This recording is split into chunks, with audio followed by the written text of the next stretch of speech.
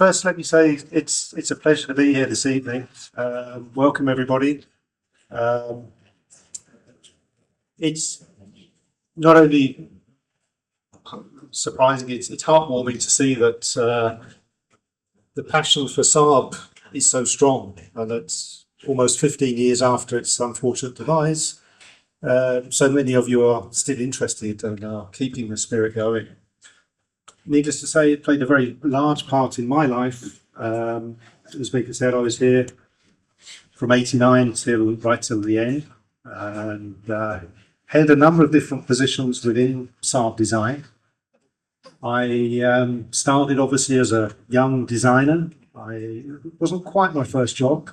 I spent a year working, or a year and a half, working for a small company in Holland before I came to Sweden, a company called Kick Design, which worked mainly for the automotive business, doing accessories and so forth for car companies within Europe. Wasn't quite what I was looking for when I left university in Coventry in England, and when the opportunity to come to work at Saab came up, I jumped at it, applied, and luckily got the position as a junior designer. Wasn't quite the first contact I had with Saab, I must admit.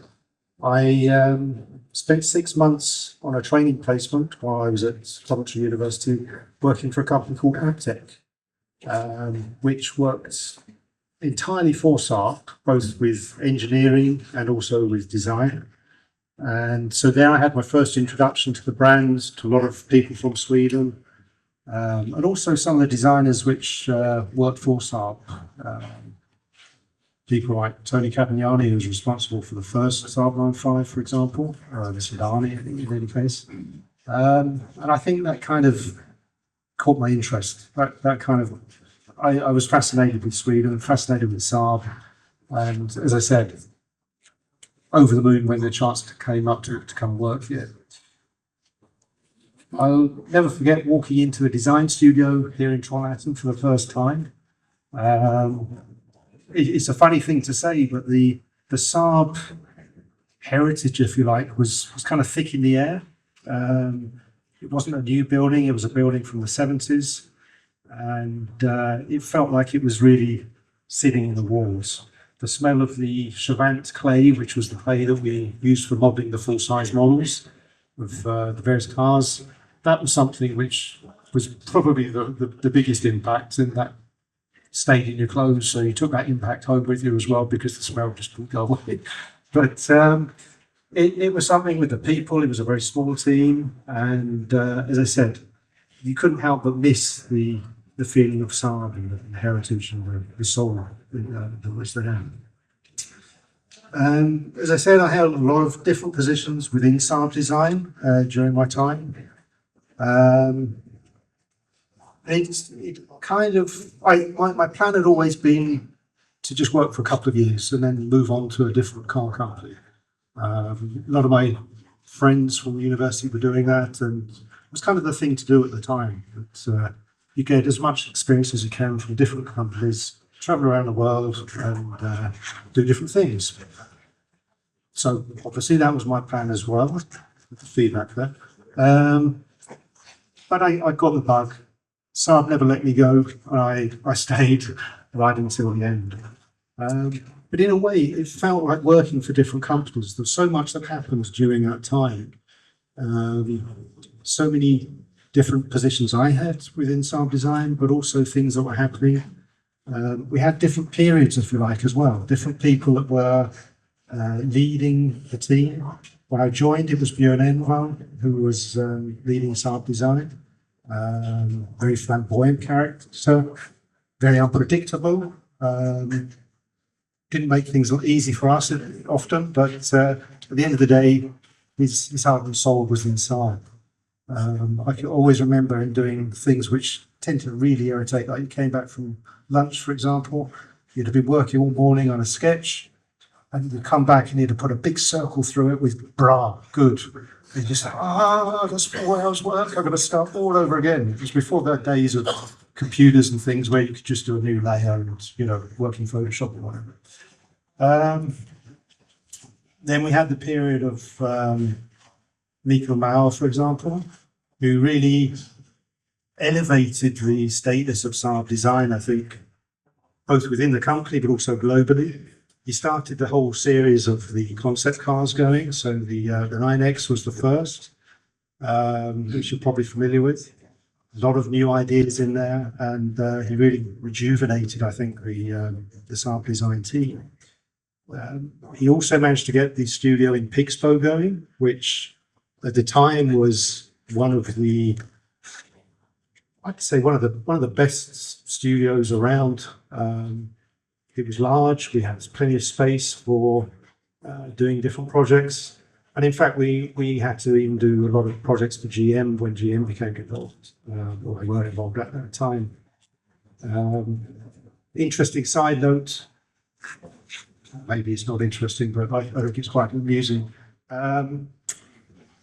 GM management at the time were obviously involved in the kind of decisions regarding the studio in being built on. And all of a sudden they called him up, called him into a meeting, and they said, "Hey, Mikael, this is a huge amount of money that you've spent creating this studio and renovating an existing premises to turn it into a design studio." I forget the exact figure. I might be a factor of 10 out or whatever. But they said, 20 million. This is crazy. How can you spend 20 million euros on a conversion to a design studio? They said, no, not euros. We're talking crowns. It's pence. They're like, that's pence. Wow, that's really cheap. And so they were happy, and everyone got on, and we had a great facility there. That facility also, incidentally, was used for a period of time by a team from Fiat, working on something called the Premium Platform, which is a platform which should have been used for this vehicle, the 9.5. At the end of the day, it wasn't, because GM, in their usual way, decided after spending an awful lot of money on it that, no, it wasn't quite right, and they didn't use it. The only ones that did use it were Alfa Romeo. They did a slightly downsized version of it, and they produced the 159 vehicle on that platform. I was also spent a period of time at SACC, which was just down the road, Saab Advanced Concept Centre. That was just before Mikael Mauer came. I was responsible for the design part of that. It was quite a groundbreaking idea at the time. The idea that there would be representatives from design, from engineering, from marketing, from brand, would all come together and dream is maybe a bit of a loose word, but basically explore different possibilities for future models and programs within Saab. That only lasted a couple of years. As I said, Mikael Mauer came along and created a special advanced concept design team in a more traditional way. And, well, as I said, the concept cars are a result of that period. So no discredit there. It was probably the best thing to do. The period through design also took me to Detroit. I spent a year in Detroit. From 1998 till 1999, which was an amazing experience, going from what was probably the smallest design studio within GM to one of the biggest, or the biggest. It always amazed me how they had different floors in the design studio with escalators between the different floors, which, escalators, what's wrong with steps, but anyway. But they had all of the different brands there. There was different studios for the different brands. You walked through the entrance of each studio, and they were sort of creating the look and the feel of the brand. Very useful experience. One thing I found particularly useful was that it kind of refreshed the way I looked at Saab and the Saab brand and Saab design. I think for all of us living in Sweden, we've always had a particular way of looking at Saab. It's kind of it started like all of us people's car. Myself coming from England, it was always useful that I had the outside perspective as well as the Swedish perspective when I came to Sweden. I could see how it was in other countries. In England, for example, it was always very much a premium vehicle, very distinctive, very different. We didn't see that many of them. Here, of course, it's an everyday car. So it was very refreshing to go to Detroit for the year, because then it kind of rejuvenated my ability to see Saab and Saab design from another perspective, which is always healthy, giving you a global perspective, and also helps to see what Saab can be, to sort of realise the kind of heights it could have reached. And then, as Mika said, 95, I became Saab brand design chief. Really the start of turbulent times in many respects. We were part of the GM global organization. That meant we were part of the GM global design organization as well. So it was headed in Detroit. People like Ed Royalbone being the global head of design. We also were belonging to GME Design, General Motors Europe Design in Rosensheim. So there's a lot of extra work in many respects. I was often backwards and forwards to Rosensheim.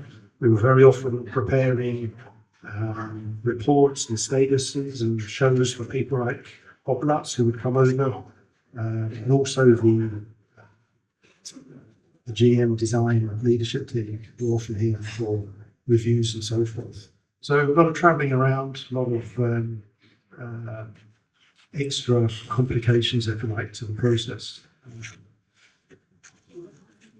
Incidentally, following my time in Detroit, again, I couldn't really get away from that. I was backwards and forwards quite regularly as we were working on several projects trying to get the what GM thought was appropriate for Saab, an SUV vehicle. And we know what happened. We eventually ended up with the 94X, which was actually quite lucky considering some of the projects I had to work on before. You know about the 97X, which came out in production in America at least. But we were also working on two that come to mind. One project was called the 256 project, which was based on a Buick, what's it called? Escalade? Buick. Oh, is it Regal? No, Buick. No. Anyway, one of the Buick vehicles. Not a good basis for a Saab at all. We struggled with it. Did the best we could. Luckily, it was decided no, that's not the one to go for, and it was cancelled. GM then decided that but tell you what, you can do it on the 265, which was a Cadillac, basically the Cadillac SRX.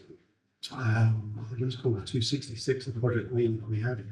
And the funny thing is, we actually did quite a good job on that. It felt like a Saab. Looked pretty good. It was got good proportions. It was very large, of course, but it was a quite a sporty looking vehicle. Obviously, the Cadillac version, the SRX. But again, GM said, no, not doing that for a Saab. But we're like, yeah, but we like it. We want to do that. No, it looks better than the Cadillac. You can't do it. So we couldn't do that either. So a lot of backwards and forwards in the design teams over in Detroit with several of my colleagues from the team here. Again, used to experience, frustrating experience, and again, a case of GM spending a lot of money on things which never materialised for some at the end of the day. Anyway, enough about me. Probably go on all night with my experiences in Saab design, but we're here to look at the cars, and in particular to look and talk about the next Gen 95 and the next Gen 5 wagon. Couple of things I always find interesting with particularly when the 95 sedan first came out. We probably for the first time had a vehicle which, if you like, matched the brand promise that Saab had been living for quite a few years. We were always forced to sort of make the best story out of very small means, if you like. We didn't have the products that came along as new vehicles to support the brand in terms of its identity and its image. But when these two cars came out, it felt like now we're on track. We have something which can match that. We probably haven't had a vehicle which did that. And since the original 900, you look at the original 900, there was no mistaking that was a Saab. It was unique. There was nothing else that looked like it in the world. And that felt a real match to the Saab brand.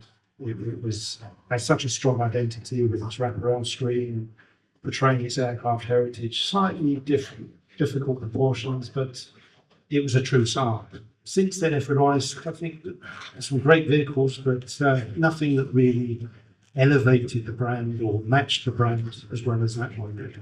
But with the new 95, it felt, yeah, we're back on track. It was inspired by the Aero X concept car, of course, and it felt like now at last we're exploring and stretching the possibilities from a design perspective, and we've got a vehicle which supports and promotes the brand image. It was, of course, intended to be the first in the series of a new portfolio. The 94X was part of that portfolio, which did come out. The wagon, as we know, never made the road. Those that are on the road you probably know the story of that's been facilitated afterwards, but it was never sold and able to drive on the road. And there was also new programs coming up. We were working on the new 93s, for example. So again, ironically, really, for the first time in a long while, we'd got a strong portfolio coming up. So quite sad in a way that things went the way they did, because if they had carried on, we were so confident that, we're going to make it now, we're going to succeed.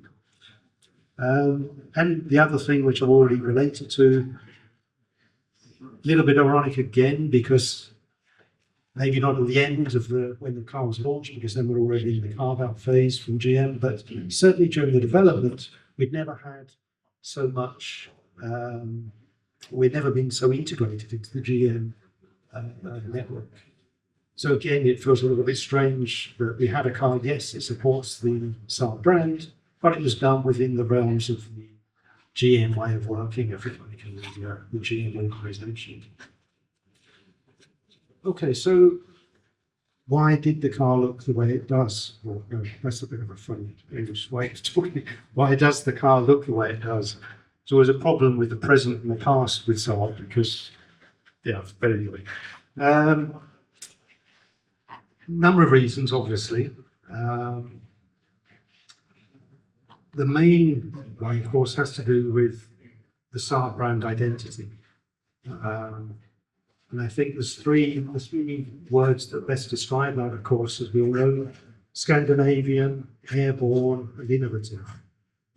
In other words, the fact that we came from Sweden, Scandinavia, the fact that we were derived from an aircraft manufacturer, and the fact that it was innovative. They're really the three elements which building blocks on which the brand is based. If we look at those, the most important one, of course, is the Swedish origins. That really set the whole tone for Saab, and that's something which carried through to this vehicle and all other vehicles. I think mainly that's because of the nature of the domestic market here in Sweden. Again, very unique. What other brand would have a domestic market which has to cater with vast, sparsely populated areas, harsh climate, 100 days of darkness in the north of Sweden, possibility of crashing with a 400 kilogram elk. They're all things which most brands don't need to think about. Volvo is the obvious exception, but certainly outside of Sweden, they're very kind of foreign elements that make up your brand or qualities that the car has to exhibit and perform against. And of course, back to a little bit to what I was saying about it being more of a people's car, the way that vehicles are used on the street, but the way people load the vehicles up, they take their families off to the summer house at the weekends or in the summer, what have you. So practicality obviously is a very important aspect, as well as the givens of safety, performance, reliability, quality. So that kind of framed the not just the design, but the engineering and the whole demands that are put on the way a Saab has to perform. That carried through to the very last vehicles, of course. So that's one aspect which shapes the brand identity. The aircraft heritage. The vehicle here, the Saab from 47, as we know, produced by aircraft engineers. They did the best job they could, but they did it in a way they were used to producing aircraft. That kind of gave Saabs, obviously, the strong aerodynamic qualities, focusing on aerodynamics. It also shaped the way we approached with the cockpit interior, the wraparound feelings, you screen everything, the driver focus. And it also, I think, set the tone for Saab being innovative and independent. Different way of thinking. They'd already had that from the start. It was nothing that was creative. It was automatic. So again, another unique element that makes up the Saab brand identity. There's another one which I think is also important. A little bit of a strange one. That's the customer. You could say, yeah, but the customer, is that because the Saabs are the way they are, or are Saabs the way they are because they're attracting a certain customer? Chicken and egg situation, impossible to know. But of course, the Saab customer typically, at least outside Sweden, tends to exhibit very similar characteristics. They're independent thinking, they like essence and substance in whatever the product is they're buying. They have a little bit of a connoisseur mentality. They always want to find the essence of their vehicle. They don't want to accept any compromises. Saab customers always tended to have very active lifestyles. And again, this doubles up with what I said earlier about the way the vehicles are used and the demands that are put on them. So there's three elements, if you like, to the Saab brand identity. What's more interesting, or at least for me anyway, of course, is how this affected the design. How do we answer or recognize all these different elements? Again, the most important one is the fact that it was born here in Sweden as part of Scandinavia. And that, I think, is probably because it's like a point of reference, if you like.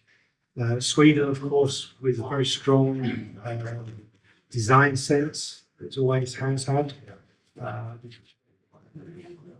And probably because of going back in history, Sweden had a scarcity of materials and resources. It led to this approach of trying to give any objects, not cars, but before objects, an expression and a, what should we say, a way of exhibiting design without having to use any decoration. So it was trying to make the functionality be expressive. And that's something that's carried through in Swedish design. Basically, that the function and the form work together. They're in harmony. Again, something we're very conscious with the vehicles. It's not form follows function, as in the Bauhaus movement from the end of the beginning of the last century. The two work equally. There is expression, there is form, but neither of the two outbalance the other.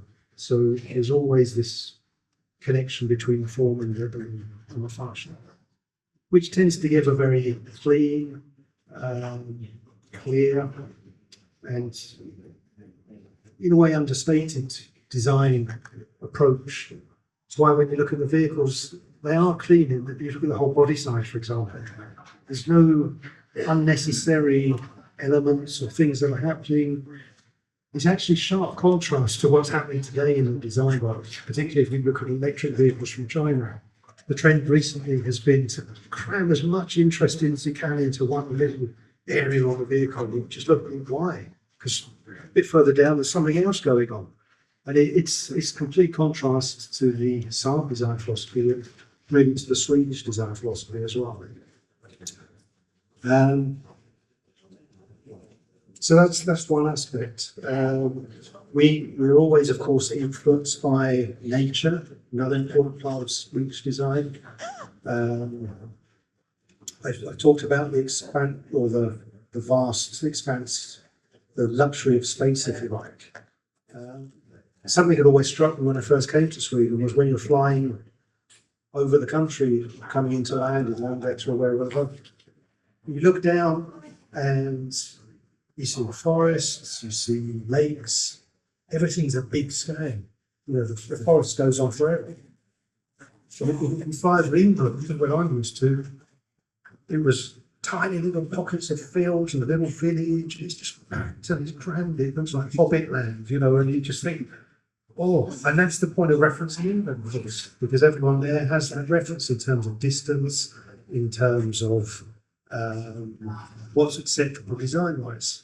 So again, that's why we have these clean, uninterrupted surfaces. It means it works as a whole. It also means, incidentally, that Swedish design often is very timeless. Not only Saabs, but if you look at a lot of the furniture from, say, the 50s, take the Arne Jarpert egg chair, which you're probably familiar with, this sort of thing that wraps around you. It's very expressive, but it's equally at home today in a contemporary environment as it did back in the 1950s. And I think Saabs exhibited the same quality.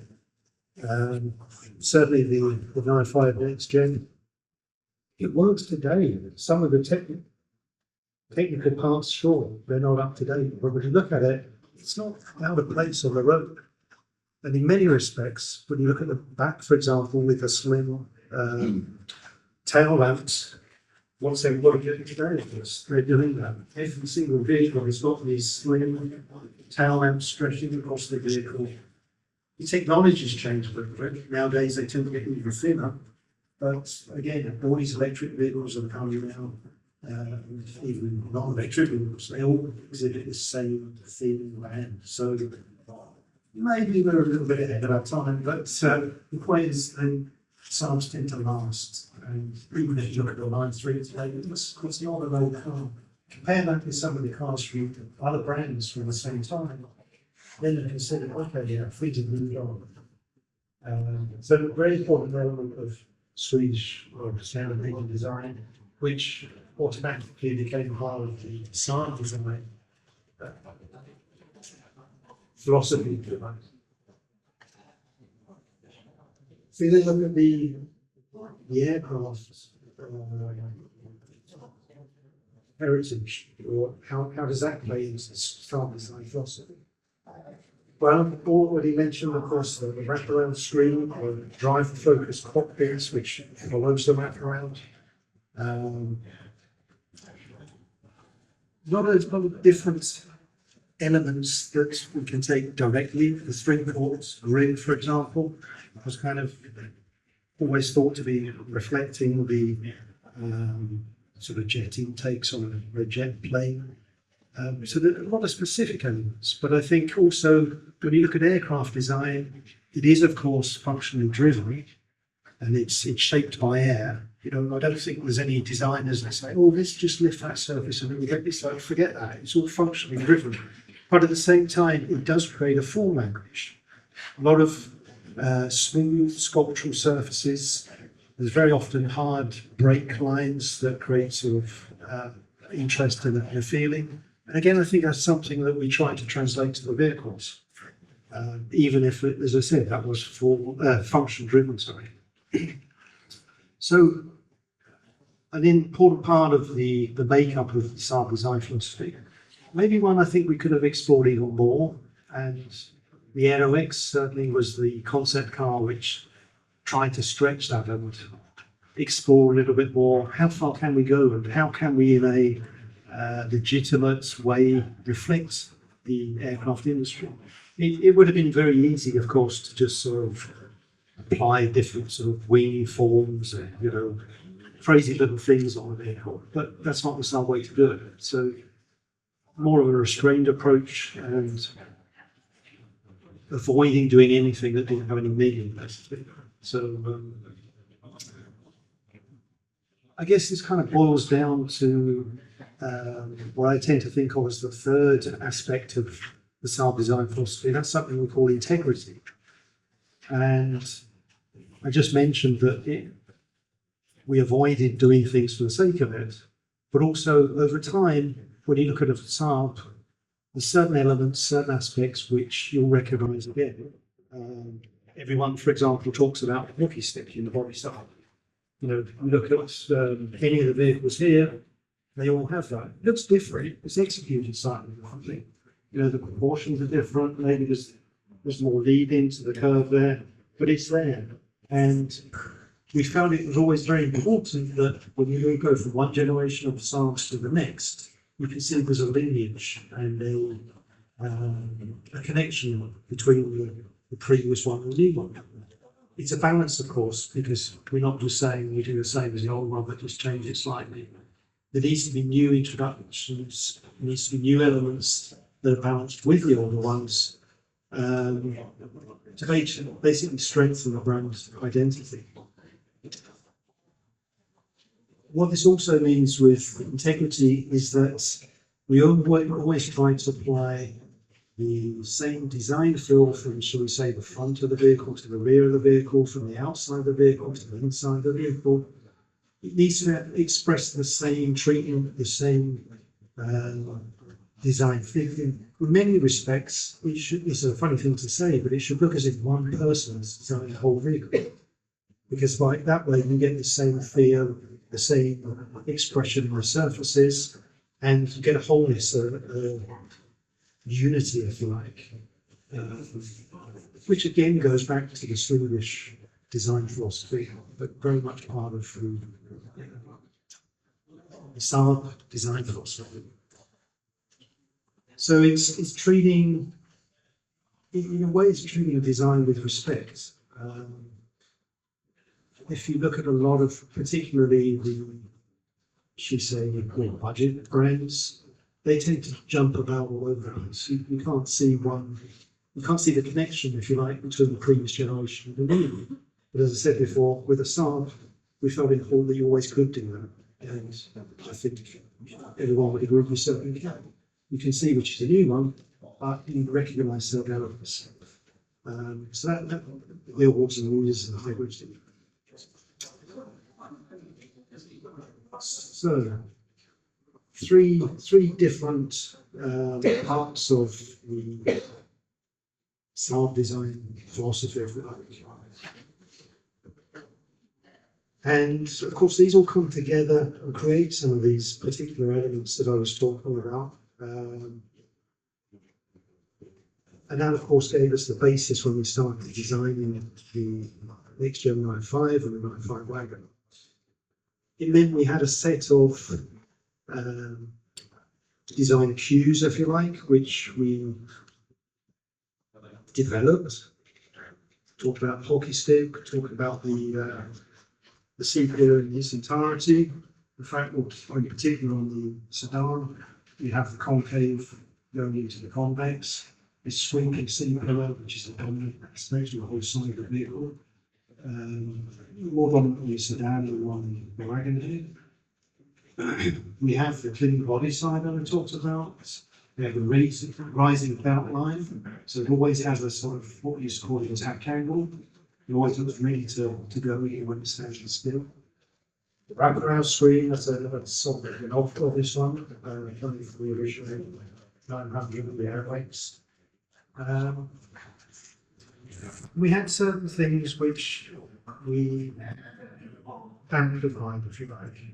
It's almost like designing in many respects when you, or for us, we always find it's a bit like tuning a graphic equalizer on an old-fashioned stereo. You know, certain things you want to emphasize, certain things you want to tone down a bit. With this vehicle, of course, the grille, the front end, inspired by the Aero X, but this was something which we felt very important. This needs to be more expressive. We need a prouder execution than we've had before. If you think of the predecessor, the original 9.5, okay, the last facelift was a bit more expressive, but certainly the earlier ones, very discreet. You know, the grille is the brand signature. You know, if you're in any doubt of what the vehicle is, you should be able to tell by the grille. So with the new 9.5, we had a more prominent position of the grille. It's deeper, wider, reflecting what we explored with the 9 with the Aero X. But obviously it's unmistakable as a Saab.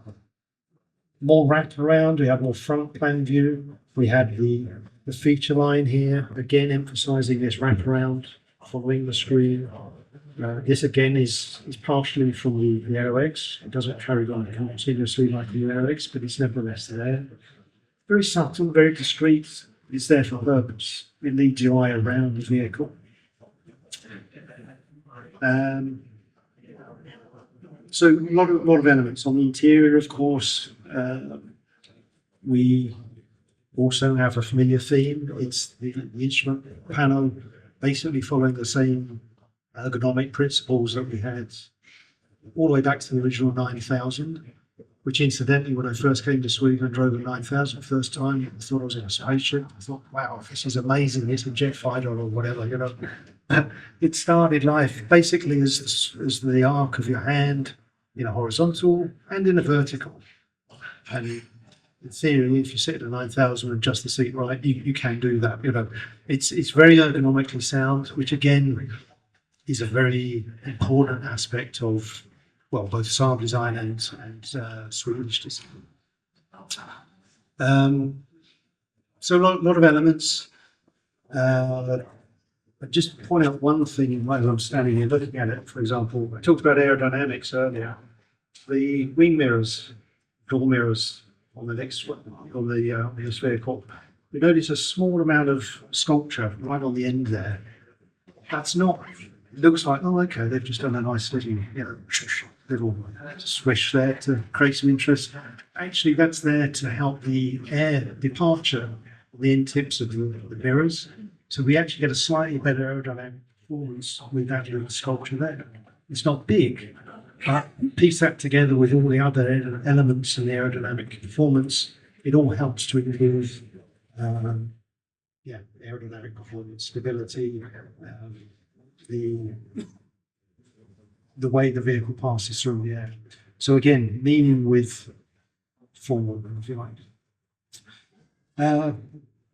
There are, of course, always new elements, and something which we'd had before, but we really redefined, I think, with this vehicle, and that's the concept of emotional functionality. We'd had it in some of the previous vehicles, but never really called it anything. We just thought that's nice to have. And I'm talking about things like the air vent joysticks, which came in the original 900, I think, even had those. The fact that you sit there and you think, oh, okay, oh, that's good. I want you to go that way. Well, I'll point the joystick that way. Great. I want you to go that way and point it that way. Very intuitive, very natural functionality, but no one else had it, and you kind of think, oh, that's cool. That's unique for Saab. Another thing like that was the handle in the cargo floor of the 9.3 wagon or 9.3 combi, shaped like an aircraft. You can look at it and think, that's a gig. Why do they do that? That's not Saab. Then you actually hold it open and you think, you know what? That works really good. That is ergonomic, it's comfortable. I can lift the floor up. So it gives that kind of nice little feel-good factor when we see these things. And this was an area we felt, well, this is great because this is something that Saab could own. This is something we can explore and expand. This vehicle, I think, one of the new elements that we brought in. I say new. It was on the Aero X, of course, but the altimeter speedometer. The fact that it's rolling around just like on an altimeter on an aircraft. It's a secondary display, so you've still got your normal one, but it means you can adjust it. So if you're, I don't know, if you're in England, for example, driving into Europe, you can have miles an hour on one, kilometres on the other, so you're familiar with the one you're used to, but you can still check if you're following the limits in kilometres an hour. Same if you go from North America into Canada, similar situation. So you've got a double function, but you've also got that, great aircraft, that feel-good factor, you know? And this was one of the things that we thought we could expand and explore, and ultimately we would have done that had we had the opportunity to bring more new products to the market. So that's some of the elements that, or some of the reasons why the vehicle looks the way it does. And even the 94X shares the same kind of design and philosophy. You're all very quiet. Is there any questions? Yes, please. So, if you're going to, like you said, so not depend on function, but Yeah. But the way you explained it, when you sketch and design a car and you want it to look timeless Scandinavian, do you sort of start with something and pick away stuff, or does the design, is it minimalistic from the beginning? That's a good question. I think it's a bit of both, to be honest. Obviously, there's the awareness that it needs to be minimalistic or understated or clean and reflect the Scandinavian design heritage. So you tend not to sort of start with lots of squiggly lines and funny things that we see on cars today. But at the same time, it's the trick, if you like, or what should we say? The approach is how little can you get away with, which sounds a funny way of explaining it, but it's like you look at it and you think, you know what, do we really need this line here as well? So, oh yeah, okay, that brake, that leads into the grille and the headlamp, that makes sense. Okay, take it away, you're losing something. Another feature you might find that, no, actually it looks better without it. So there is a conscious backwards and forwards to sort of find that balance and so forth. There's one element, I'm going to be open here, there's one element which really bugs me, which I think relates to this, and that is this little piece down here, the bottom of the wing there. Now, the story with that is that was intended to be brake cooling, air extraction. Very, very good principles, if you like, to do that with. A lot of other cars have done that. BMW has done it. A lot of other brands have done that successfully. It works. It was always part of the design from the start, and it was intended. Yeah, that's going to be functional. We're going to make something work there. Now, unfortunately, it didn't work.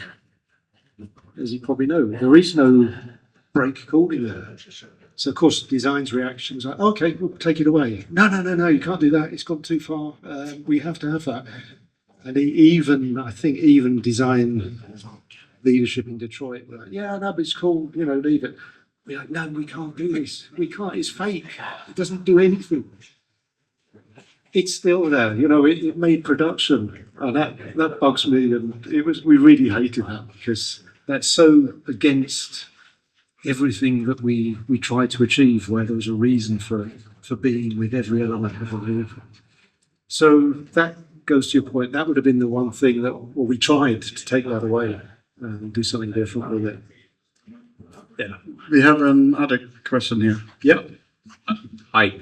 I suppose I'm the only Chinese here, maybe.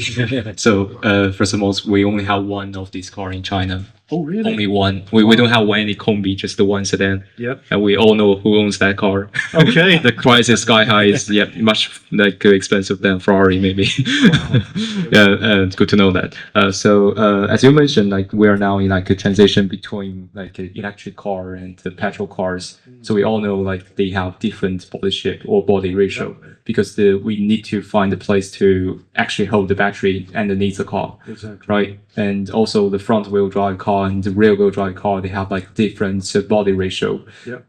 So in this kind of transition, and I know like some examples or bad examples like BMW G60, like they kind of, I mean, in my opinion, they fuck up the body ratio a little bit because the car looks very different from the previous generation. Yep. And car looks very boggy and kind of like lose the lower center of gravity.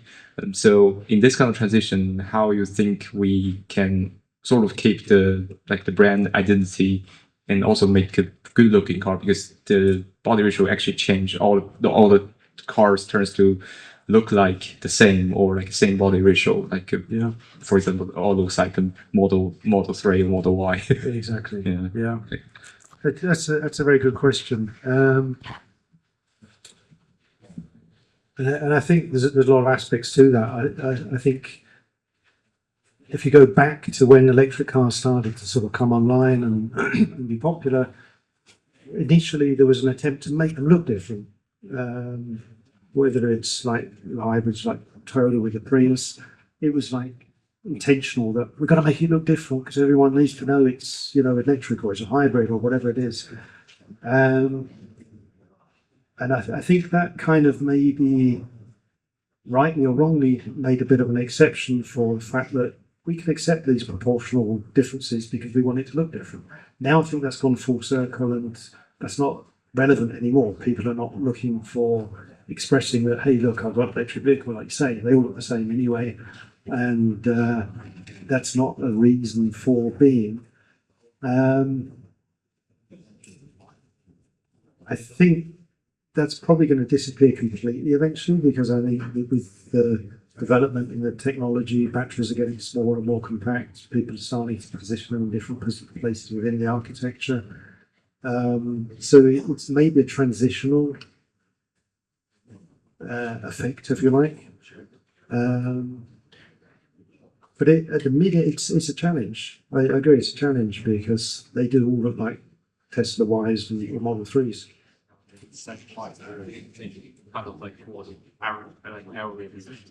Exactly, yeah. Plus, everyone seems kind of willing, or willing is maybe the wrong answer. Maybe it's a question of concern that they do something which is looks different. The market is so intensive, they almost want everything to look like a Model Y or a Model 3 because they daren't do anything different. And that is so frustrating. There's a few exceptions, but an awful lot of the cars, as you say, they're just sort of rebadged slightly different. You look and you think, oh, is that a, I don't know, is that a whatever brand? None comes to mind. But exactly, that's right. They're giving away their identity, you know. And I think it's a reflection of nervousness or not willing to take the risk that they lose out because they look different. And I hope that's going to change and that we get back to sort of different brands where they look different, you know, because otherwise, where's the joy in that? Yeah. Okay, we have one here. Yeah, so hi. First of all, thank you for this presentation and as well great questions. My first two have already been answered, but so my third question is regarding to what we have already started talking about, how modern cars generally quite boring actually. And I thought it was an interesting aspect where you talked about Sweden's minimalistic interest as well as the practical aspect, where when you look at a 9.3 or a 9.5 NG, it's truly interesting how you talk about that they are so minimalistic. But on the other hand, I still find them quite practical when I drive my 9.3 or when I look at a 9.5. But on the other hand, our last Volvo that we just sold in the family, we got so frustrated with it because when you get into the car, it looks really nice, and it has a lot of wood and it has a lot of metal and everything is very clean and aesthetic, but you have nowhere to live in the car. So you have nowhere to put your sunglasses, there's 2 cup holders, and then it's basically nothing more, is my opinion. So how was Saab able to keep that balance, and how do you think future cars can work with this to get away from just the screen, but still keep the interesting minimalistic style and basically work with the practicality as well as the minimalistic, more in kind of the way that Saab managed to do it in some cases. So Yeah. thank you. A lot of questions in one there. That's a big question. I mean, I can't answer for Volvo, obviously, but there's a lot of talk about we transitioning to where a car becomes an extension of our living room. Now, for me, that would automatically suggest that, well, okay, it needs to be more practical because it's not just somewhere where you're going to look at, recline, look back at your iPhone or whatever. There's a lot more things that you need to include in them. So, for sure, it should be of a key concern in developing vehicles at the moment. Incidentally, it's just a quick reflection on the side to show how things change. You mentioned cup holders. I remember when that discussion first came up with Saabs, my reaction, it was like, cup holders? What do you want a cup holder in a car for? Saab drivers don't put coffee in their car. They stop and go to a cafe and go back and carry on their journey. I mean, totally wrong, but that was just the sort of, it just highlights, if you like, how things change and how approach to vehicles differs over time. You touched on the screen. That's also a pet hate of mine. The iPad in the middle there. It goes back to the earlier question. All cars looking the same in that kind of genre. There is a backlash to that now. A lot of people are talking about, hey, it's not safe. We need physical buttons. I even read the other day and saw images of, I think it was Xiaomi, the brand Xiaomi, where you can buy an accessory that plugs on the base of your iPad in the centre there, that's got physical buttons and the dials for the climate controls. So it's a realization that, yeah, actually, some people want physical, but I mean, how crazy is that? We've let technology lead us into a direction which is not safe, it's not ergonomic, you've got no feedback unless you look, you've got to take your eyes off the road. People then say, yeah, but what about voice control? That sorts out one of those issues. Yeah, but try operating voice control when you've got the flu and you've lost your voice, and it's anyway. I'm rambling on. Hate of one, as I said. Yeah. Well, I have a question. Do you see any design cues in any new cars today that from Saab? And also what you see about the rise of AI and effect for design? Yeah. Well, I've already mentioned the rear lights, the light strips at the back, and the front, to be fair, as well. Were we first? I don't know. I can't remember back that far. Certainly, we were one of the first. I can't think of any other vehicle from the time which had a light strip running across the back. So that's the obvious one. Anything else? At the minute, it's kind of gone the opposite because we talked a lot about Swedish design and kind of cleanness and efficient use of form language. There's actually two schools at the moment, to be fair. There's the one we talked about earlier where everything looks the same, but there's also those that are trying to do something different with lots of different lines and features and everything, which, as I said, is against Saab. So can't think of anything else where I can specifically say. Maybe I've seen some wheels where you think, hang on, it's the Saab. Oh no, it's not. Okay, it's so maybe a few details like that, wheels and things. The other part of the question, AI. Yeah, that's a scary thing. There's different aspects to that. One of the first aspects that I think about, of course, is the way that's used in the design process. It's quite mind-blowing, to be honest, the fact that, you can just do a simple sketch, get AI to do 30 different versions of that, which in a full rendering, even turn it into an animation. So you start questioning, design departments, do they need to be so big in the future? No, probably not, because you can take the job of 5 junior designers, and the time it would have taken them to do something, AI will do it in a few minutes, and it's getting to that point. So it's going to have an effect on the development process, the way cars are designed. Not convinced that's entirely a good thing, apart from the job aspect, but the fact that at the moment at least you can tend to see that, okay, that's generated with AI. Nothing wrong with the picture quality, but just design wise, there's elements they take that are similar. You don't get such an individual response to the brief, if you put it that way, as you would from real designers with AI. Then, of course, there's AI in terms of how you use the car, driving, how that comes into play with self-driving vehicles, autonomous vehicles. It's a whole huge area which is going to explode.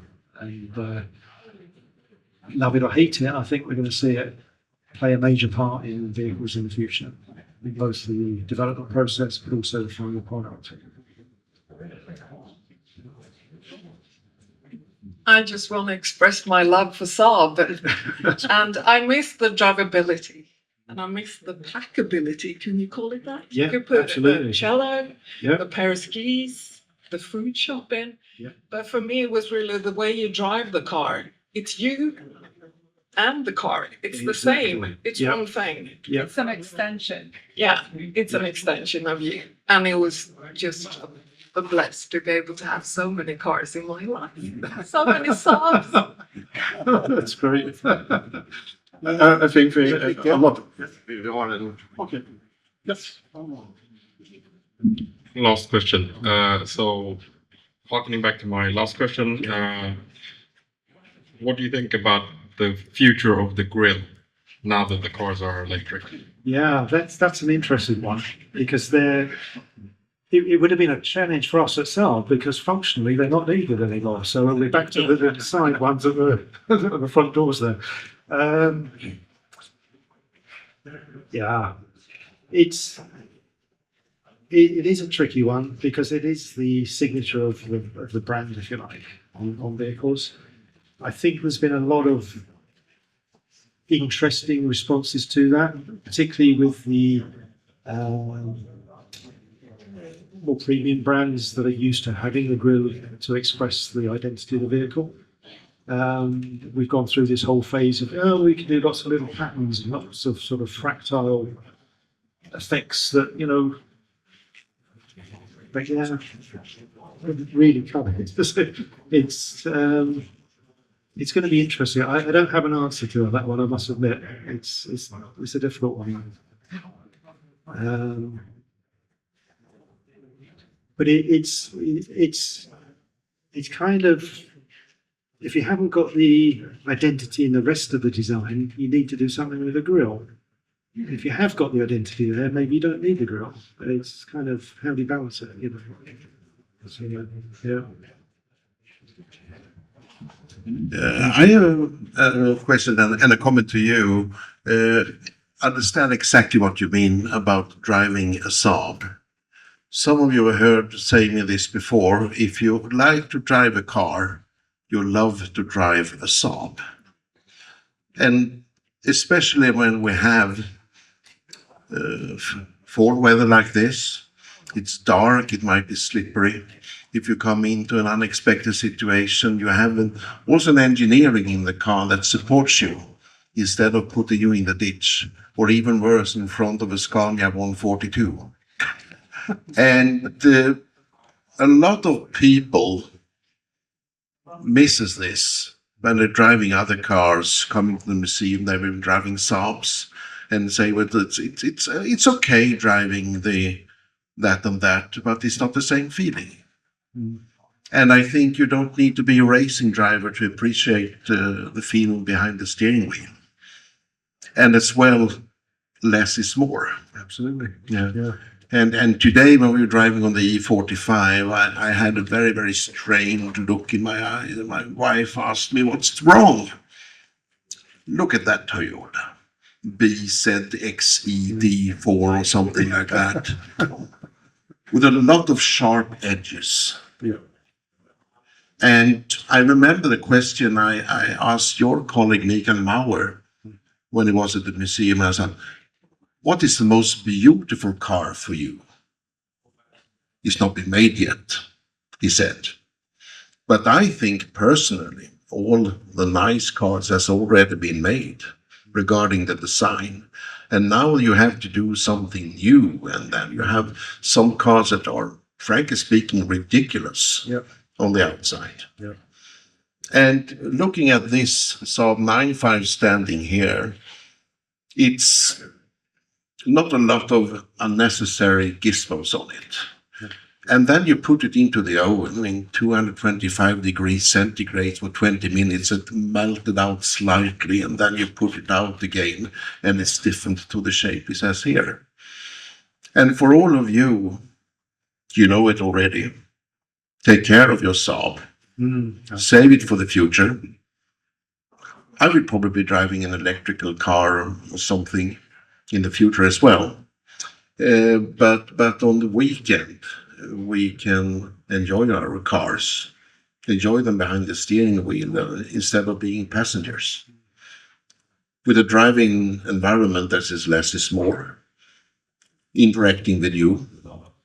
And I would like to thank you and your colleagues for all the work that you have done through the years of keeping the Saab spirit alive.